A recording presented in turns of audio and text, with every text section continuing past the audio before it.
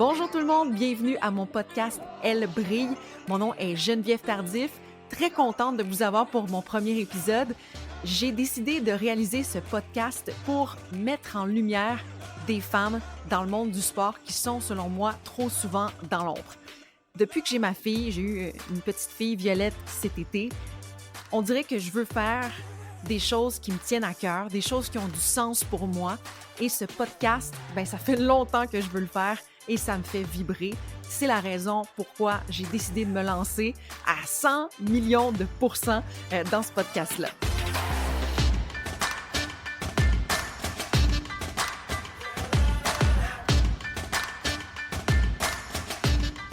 On accueille sans plus attendre ma première invitée, Kim Clavel, qui a été l'une des figures marquantes selon moi de l'année. L'année n'est pas terminée.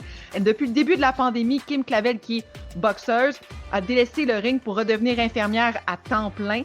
Elle a reçu plusieurs prix, dont le prix Hero of Humanity par la WBC, World Boxing Council, pour son engagement communautaire. Elle a aussi reçu cet été le prix hyper convoité SP Pat Tillman et le prestigieux magazine américain Time, quand même, là, la classe parmi les 10 personnalités leaders de la prochaine génération. Et en plus de ça, elle a trouvé le temps pour aller à Las Vegas cet été pour un combat contre l'Américaine Nathalie Gonzalez qu'elle a remporté par décision unanime. Est-ce que j'en oublie? Peut-être! Elle est très occupée, cette Kim Clavel. On la rejoint à l'instant. Salut Kim! Salut, ça va bien? Hey, ça va très bien. Je suis pas mal essoufflée de ta description. Les entendre un après l'autre, tu réalises, sur le coup, oui, c'est beaucoup, mais de les entendre toutes comme ça, tu te dis, ouais, finalement, c'est vrai que 2020, c'était une grosse année. Je suis contente de venir à ton podcast, puis j'adore le titre « Elle brille ». Je pense que tu n'aurais pas pu trouver mieux que ça. Très beau. Merci. Puis je voulais commencer en te félicitant pour ce que tu fais ici au Québec, de revenir comme infirmière. Ça prend beaucoup de courage. C'est sûr que dans le fond, j'étais supposée de boxer le 21 mars au Casino de Montréal, puis c'était mon combat, que c'était la première fois que je faisais un main event contre une adversaire là, qui allait propulser ma carrière parce que c'était une fille qui était une ancienne championne du monde et tout. Comme tout le monde sait, la pandémie est arrivée, puis ça a été cancellé. Mais j'ai vraiment pas hésité. J'ai voulu aller donner un coup de main puis aller directement au front. Puis je voyais à la télévision les demandes d'aide, puis qu'il y avait besoin de la main-d'œuvre et tout. Fait que j'ai envoyé mes CV partout. Qu'est-ce qui est drôle, c'est que le 21 mars, j'étais supposée de boxer, mais ça a été finalement la journée que j'ai commencé à travailler. Fait que c'était comme un combat complètement différent. Mais je te mentirais pas que le premier mois, j'ai trouvé ça super exigeant, autant mentalement que physiquement, parce que c'était inconnu, c'était nouveau pour tout le monde, c'était des nouveaux protocoles, autant pour les médecins, les scientifiques, personne connaissait ça. Fait qu'il fallait s'adapter quasiment à chaque jour, des nouvelles procédures, des nouveaux règlements. On sait, avec les personnes âgées, c'est pas toujours une clientèle qui est évidente, ils sont vulnérables, ils étaient vraiment vulnérables à cette situation-là. Puis il y en a beaucoup qui faisaient de l'Alzheimer, de la démence, qui ne comprenaient pas ce qui se passait. Fait que c'était beaucoup du care, d'être là pour eux, de les écouter, de les réconforter, d'être là parce qu'ils n'avaient plus le droit d'avoir leur famille autour. Puis je pense que ça a été le bout le plus difficile pour moi de voir des gens, des personnes âgées dépérir dans la tristesse, dans la solitude. Puis ça a été ce qui a été le plus dur. Puis tu sais, le monsieur de 87 ans qui a tous les vendredis, lui, c'est la visite de son fils qui attend. Puis c'est ça qui le rend heureux, qui le fait sourire toute la semaine parce qu'il a hâte à son vendredi. Depuis avoir ce petit privilège-là, c'est comme si, à ce moment-là, on leur enlevait leur petite envie de vivre, leur petite motivation. Fait que c'était dur. De ce côté-là, j'ai trouvé ça très dur. Ah non, tu m'en parles, puis ça me fait mal. Ça me fait de la peine de t'entendre dire ça. Qu'est-ce que ça a appris sur toi?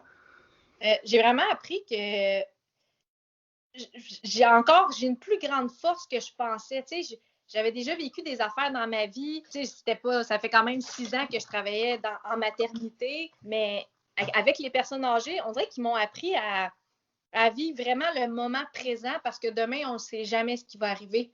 Autant que des fois, je parlais avec un résident, puis j'arrivais le lendemain, puis le lit était vide. Tu sais, fait que c'est là que tu te dis, dans la vie, chaque petit moment, il faut en profiter parce qu'on ne sait pas s'il va se représenter.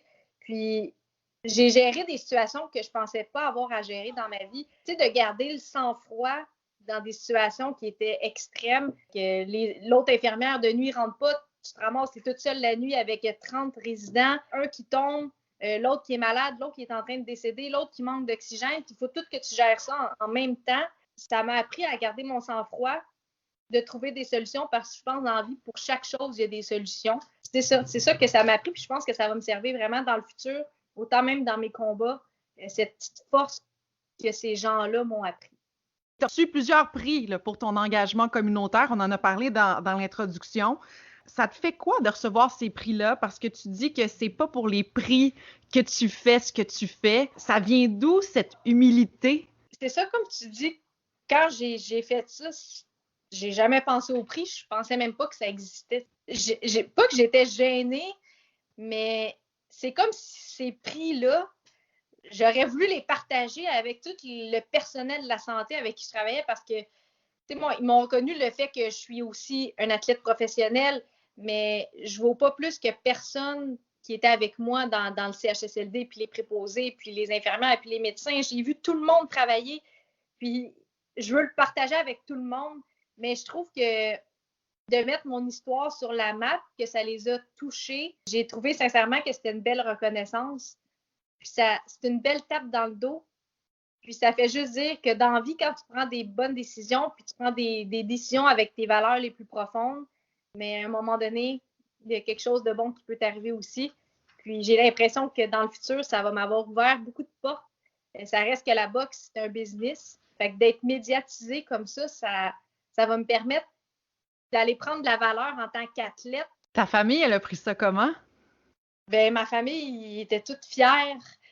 Ma grand-mère, surtout ma grand-mère, je suis comme ça avec elle. Elle suivait ça, puis elle s'est fait un scrapbooking. Elle découpe tout dans le journal, puis elle met ça dans son petit scrapbook. Elle me suit à chaque fois que j'avais une petite entrevue. Elle écoute à la radio, elle écoute à la télévision, elle enregistre. Je sens que c'est de l'amour pur que j'ai autour de moi. Puis, tu sais, j'ai personne dans ma vie, j'ai pas de chum, mais de l'amour, j'en ai pas autour de moi, ça, c'est certain. Tu as commencé à boxer il y a quand même quoi, 15 ans, 15-16 ans? 15 ans, la moitié de ma vie. Aïe, aïe! C'était quoi ton premier objectif? Je pense que t'étais une fille qui en avait dedans, là. Ouais, j'en avais dedans. J'ai toujours fait du sport depuis que je suis toute petite. J'aimais pas perdre. Je faisais du baseball puis des sports d'équipe quand j'étais plus petite. Puis moi, j'étais fâchée à ceux qui étaient dans le champ puis qui se fouillaient dans le nez. Là, ça me frustrait. Fait que c'est pour ça que je pense que je me suis un peu tournée plus vers les sports individuels parce que ça repose plus sur tes épaules. Si tu files pas une journée, c'est toi qui va mal performer et non à cause de tous les autres. Quand j'ai rentré dans le club de boxe, la première fois, j'avais 15 ans.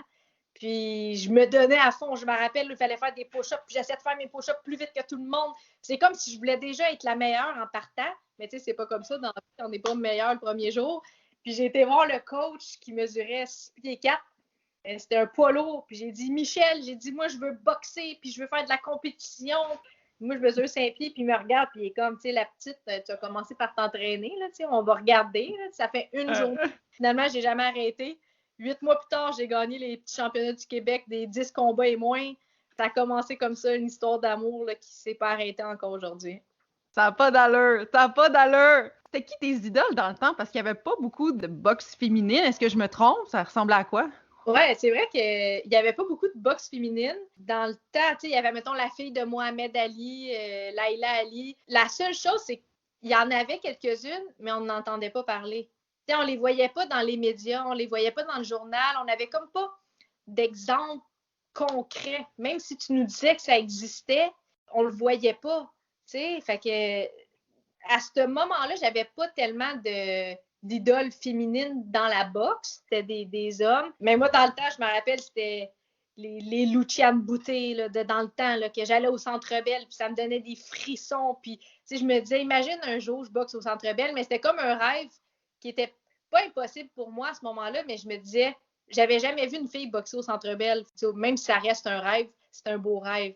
Puis j'ai boxé en décembre, j'ai gagné ma ceinture au Centre Bell. 15 ans plus tard que j'y rêvais, j'y étais. C'est quelque chose. Ben non, mais tu rêves grand. T'as pas peur de dire ce que tu penses. Je voulais revenir aussi sur l'année dernière. Il y avait plusieurs boxeuses, dont toi. Vous avez demandé d'avoir la même durée de round que les hommes. Pourquoi vous êtes sortis avec ça? Parce que on veut la justice. Dans le fond, les hommes boxent sur du 3 minutes, les filles boxent sur du 2 minutes en boxe professionnelle. Mais qu'est-ce qui n'est pas correct selon moi, c'est qu'en boxe amateur, ils ont fait la différence. Ils ont fait le changement. Les filles aussi boxaient sur du 2 minutes en boxe amateur, mais c'était quand j'ai terminé ma carrière amateur, on boxait depuis déjà 3 ans sur du 3 minutes. C'était la même chose, même nombre de rounds pour les gars, pour les filles, même nombre de minutes pour les rounds. Oups, j'arrive professionnel, puis je retombe à du 2 minutes. C'est comme si je retourne dans le passé. Tu sais, je pense que la boxe, c'est un sport, oui, le monde va dire on fait juste se frapper, mais c'est tellement pas ça. C'est un jeu d'échecs, tu as une stratégie, tu construis ton combat. Le construire en 2 minutes par round, c'est très difficile. C'est plutôt un sprint. Tandis qu'en 3 minutes, tu as le temps d'aller fatiguer ton adversaire. Puis je pense que ça rendrait la boxe féminine encore plus spectaculaire, qui ferait en sorte qu'on vendrait plus de billets, qu'on serait plus écouté, qu'on serait plus en demande. Donc, nos bourses deviendraient plus équitables que les bourses des hommes. Tu sais, je pense que ça pourrait mettre le sport de la boxe féminine encore plus sur la map. Déjà qu'on est quand même très bien si tu recules de 10 ans, tu sais, on a pensé. Mais si on pouvait mettre ça juste, parce que, mettons, tu regardes dans le UFC, les filles, ils se battent sur du 5 minutes comme les gars, là, tu sais. En taekwondo, c'est la même chose. En karaté, c'est la même chose. Mais pourquoi pas en boxe? Ben, c'est une bonne question. Est-ce que tu crois que la boxe est encore un sport sexiste? Je pense qu'il y a encore du sexisme dans la boxe, ça c'est assuré. Il y en avait le 100 ans, dans 100 ans, je pense qu'il va en avoir encore. Sauf que j'ai confiance, tu sais, je pense que nous, la génération dans laquelle on est, il y a de moins en moins de sexisme, de racisme, d'homophobie, de toutes ces choses-là. Puis je pense qu'on va vieillir, on va avoir nos enfants, on va les éduquer de cette façon-là, puis tranquillement, tout ça va s'en aller. On a un bon vent de changement. J'ai l'impression qu'il faut se battre pour ça, puis c'est important, puis d'éduquer nos enfants à l'ouverture d'esprit, là, tu sais. J'ai lu dans tes entrevues que tu avais donné après ton combat à Vegas que tu voyais l'hôtel MGM puis que tu disais que c'était mon grand moment. Ouais. C'est cool ça. Ouais. Pourquoi t'as pensé à ça? Pour dire, là, quand on est arrivé là-bas à Vegas, on était vraiment confinés. Là. Moi, j'ai pas vécu la ville, puis Vegas, puis aller se promener sur la strip, puis visiter rien. On rentre dans notre hôtel, on n'a même pas le droit d'ouvrir les portes parce qu'on est contaminé. C'est quelqu'un qui ouvre les portes, on se fait tester. Tu es dans ta chambre avec un bracelet comme quoi que tu as été testé, puis tu sors plus de là, à part avec la sécurité pour aller au combat. Là, t'sais. Puis je voyais juste toujours le MGM, puis tu sais, dans le fond, j'ai dit MGM, j'ai dit c'est mon grand moment, ça. C'est ça que ça veut dire, mon grand moment. Puis là, à chaque fois que je regardais par la fenêtre, je disais, OK, ça, c'est mon grand moment. Fait que c'est comme ça m'a tellement fait croire que c'était mon grand moment, là, que je l'ai vraiment vécu. Kim, tu es toujours au Mexique parce Oui. que tu as eu ton combat et tu as remporté par décision unanime face à Barbara Martinez, qui t'a donné quand même là, du fil à retordre. Là, vous m'avez stressé un peu. Là. Oui, c'est Barbara, là, je lève mon chapeau, elle était là pour se battre, elle était là pour gagner. Elle était vraiment, tu sais, quand j'ai dit aux journalistes qu'elle était meilleure que ce que la fiche indiquait, c'est vrai. C'était pas du bluff, c'était vrai. Puis même avec Daniel Bouchard, mon entraîneur, Stéphane Larouche, on le savait. On savait que ça allait pas être un combat facile. On est chez eux, sur son territoire. C'est une fille qui avait de l'expérience, qui a boxé contre, elle a des défaites, oui, mais contre des championnes du monde, des filles classées là, dans le top des catégories. Ça a été une belle guerre que j'ai su contrôler ça, tu sais, avec ma technique qui était supérieure à la sienne, ma vitesse, mais chaque round était très combative, puis je trouve qu'on apprend beaucoup dans ces combats-là. Qu'est-ce que tu as appris dans ce combat-là? J'ai appris plein de choses. Ma défensive, j'ai vu qu'elle est vraiment meilleure qu'avant, que le jab est hyper important. Toujours rester concentré, rester focus, parce qu'on sait jamais des coups, là, ça arrive vite, il faut les bloquer, il faut passer en dessous des coups de poing, il faut les esquiver. C'est important. Puis j'ai fait face à une belle adversité. Puis je pense que ça va juste avoir fait de moi une meilleure boxeuse pour les prochains combats. Là, est-ce que c'est moi ou tu te battais dans le noir à la fin? Je sais pas pourquoi, là, mais on dirait que je voyais plus de lumière à la fin. Vous étiez où? Ouais, ben c'était comme un endroit assez simple, là, je peux dire. C'était tout en simplicité. L'éclairage, c'était pas le meilleur éclairage. Le ring de boxe, c'était mou. On dirait qu'on boxait sur un matelas. C'était dur pour les jambes. Mais l'ambiance était bonne. Les Mexicains, ils étaient là-bas. Le peuple était endiablé. Ils étaient fiers. C'est des vrais fans. Tu sais, il y avait comme pas de toilette. Ça sentait drôle. Mais on dirait que c'est comme l'essence pure de la boxe. Eux, là, les décorations puis le flafla puis tout ça, c'est comme ça les importe peu. Eux, on embarque dans le ring, il y avait même pas d'escalier pour monter dans le ring, il fallait enjamber une chaise puis on enjambe dans le ring. C'était vraiment fait bric-à-brac, mais la résultante de tout ça, là, ça a fait des combats super équilibrés, des grosses guerres, une ambiance de fou. Je sais pas si vous avez déjà écouté le film Manos de Piedra, Main de pierre de Roberto Duran. C'était comme ça, c'était inoubliable. OK, ben moi, je m'en vais l'écouter Ah ouais, maintenant tu vas voir, là. parce que ça fait une grosse différence parce que la dernière fois que tu t'es battu, c'était cet été, en juillet, à Las Vegas. MGM. Ouais, Tu sais, mettons que si tu compares les deux, c'est pas la même ouais, affaire, là. ouais. Tu sais, puis mon combat au Mexique a été plus difficile qu'à Las Vegas. Euh, je vous dis que les boxeurs là-bas là, sont pas élevés dans la ouate, sont pas dans le confort comme chez nous, comme à Las Vegas. Puis je trouve qu'ils forment des boxeurs là, tu sais, de pur, là, c'est la bataille qui compte. Tout se passe dans le ring. On dirait que tout ce qui est autour, leur sac de boxe, c'était des pneus, c'est du tape, c'est les lumières, il y a même pas de switch on-off, c'est deux petits fils que tu les fais toucher ensemble, ça fait comme un petit électricité, puis paf, les lumières allument. Tu sais, Voyons donc. c'est pas fait dans la dentelle.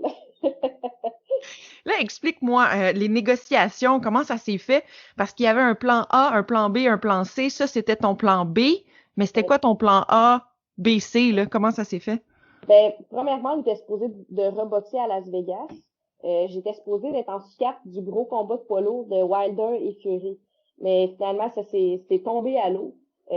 Puis au mois de décembre, avec Top Rank, il y a eu moins de combats que supposé. Il y a eu moins de cartes de boxe dû au football qui prenait déjà beaucoup de place sur ESPN.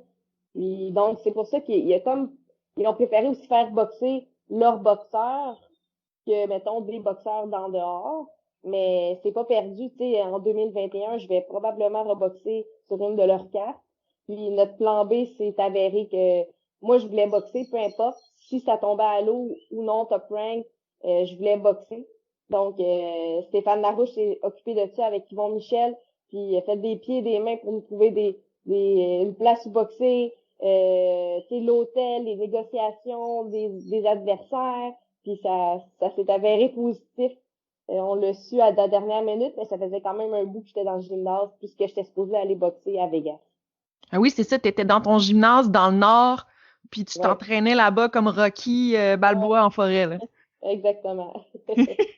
Fait un peu différent de la forêt d'aller au Mexique, là. Fait que Ouais. parfait pour n'importe quelle éventualité. Là, tu te reposes un peu.